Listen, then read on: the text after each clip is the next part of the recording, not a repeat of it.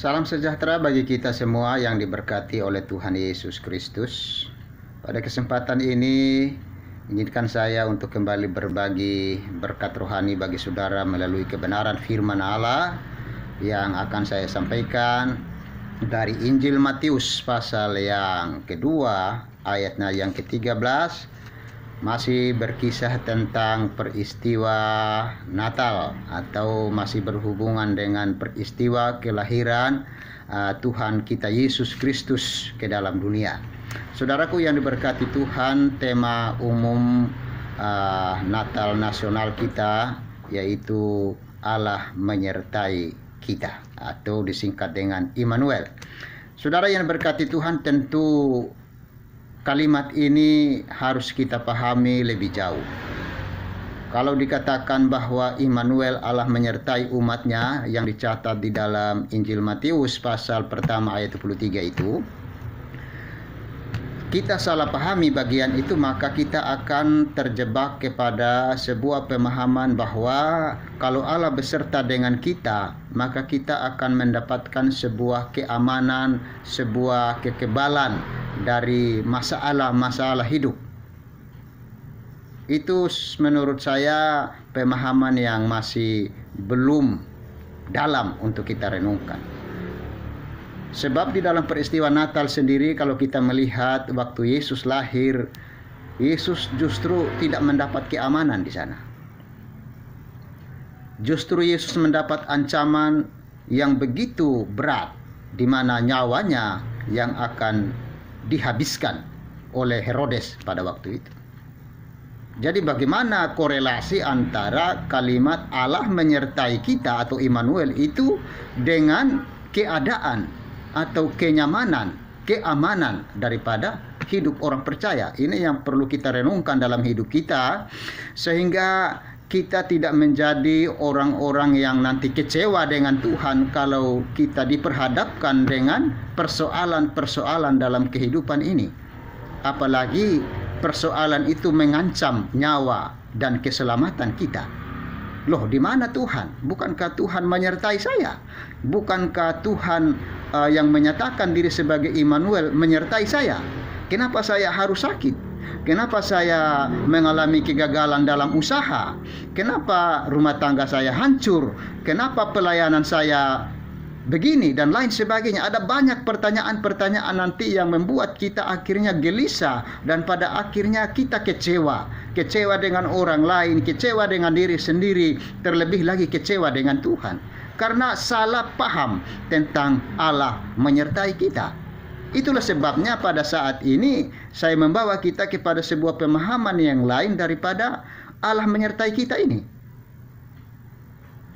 Matius pasal yang kedua ayat yang ke-13, sesudah orang-orang Majus itu berangkat, nampaklah malaikat Tuhan kepada Yusuf dalam mimpi dan berkata, "Bangunlah, ambillah anak itu beserta ibunya, larilah ke Mesir dan tinggallah di sana sampai aku berfirman kepadamu, karena Herodes akan mencari untuk membunuh dia." Nah, ini langsung ada ancaman. Begitu Yesus lahir, ancaman langsung ada. Terus apa artinya Immanuel? Apa artinya Allah menyertai kita? Kalau memang Allah menyertai kita, mestinya Yusuf dengan Maria tidak perlu takut. Hadapi saja. Herodes mah kecil. Yang lahir ini adalah anak Allah. Allah itu sendiri yang menjadi manusia. Jadi harusnya tidak perlu takut. Tetapi disinilah kita melihat bahwa Yusuf taat kepada firman Tuhan. Allah memberikan sebuah pelajaran di dalam kehidupan manusia bahwa manusia akan mengalami begitu banyak proses alamiah yang memang harus kita lewati.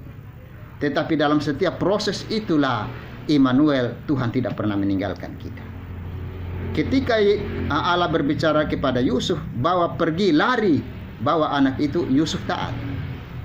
Dan ayat yang ke-14 dikatakan bahwa maka Yusuf pun bangunlah, diambillah anak itu serta ibunya malam itu juga. Jadi pada saat firman Tuhan datang, Yusuf langsung connect, langsung bertindak. Tidak tunda-tunda. Begitu. Ini pelajaran penting juga bagi setiap umat Tuhan. Ya. Kalau firman Tuhan bilang begini, jangan tunda lagi. Lakukan. Kalau firman Tuhan ampunilah, ya mengampuni. Jangan dulu Tuhan nanti saya ampuni dia tahun depan. Tidak bisa. Kalau Tuhan bilang ampunilah dia, maka kalau sampai hari ini saudara masih belum mengampuni, berarti saudara melawan firman Tuhan. Yusuf di sini dikatakan bangun, ambil, lari ke Mesir. Ayat 14 langsung konfirmasi dikatakan malam itu juga Yusuf melakukan apa yang difirmankan oleh Tuhan. Saudaraku yang diberkati Tuhan, jadi pemahaman tentang Allah menyertai umatnya ini mengandung sebuah makna bahwa dalam setiap pergumulan, dalam setiap tantangan Allah ada di situ. Artinya kita tidak dibiarkan bergumul sendiri dalam hidup ini. Tantangan boleh ada, sakit, penyakit, kesehatan, kita terganggu, usaha kita terganggu, dan lain-lain sebagainya. Itu tidak membuat Allah tidak bisa hadir dalam hidup kita. Dia ada dalam hidup saudara dan saya. Tetapi kalau kegagalan-kegagalan yang kita alami, penderitaan yang kita alami karena kesalahan dan dosa kita, ya bertobatlah. Tetapi kalau semuanya kita sudah hidup menurut firman Tuhan, toh juga kita jatuh sakit, toh juga akhirnya usaha kita gagal, padahal kita sudah berusaha jujur, tetapi tetap aja ditipu orang, itu berarti bahwa Tuhan tidak meninggalkan kita. Tuhan tetap ada bersama dengan kita. Jadi inilah yang saya bisa bagikan, bisa sharing hari ini kepada kita, bahwa konsep tentang Allah menyertai umatnya itu bukan berarti bahwa umat Tuhan itu luput dari persoalan. Bukan berarti anak Tuhan itu bebas dari tantangan dan pergumulan. Sehat terus, sukses terus, dan apalagi semuanya aman-aman saja. Tidak, ya. Kita sebagai anak Tuhan ada proses, ada tantangan, usaha kita bisa mandek, kesehatan kita bisa terganggu.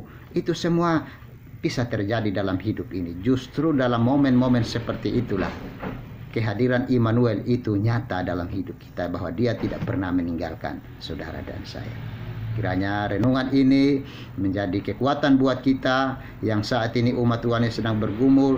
Ingatlah selalu bahwa Tuhan tidak meninggalkan kita, sepuruk apapun keadaan kita. Perubahan ekonomi, perubahan kesehatan itu bisa terjadi, tetapi tidak mempengaruhi kehadiran Allah Immanuel dalam hidup kita. Tuhan memberkati. Terima kasih Tuhan, kami mengucap syukur untuk renungan pagi ini.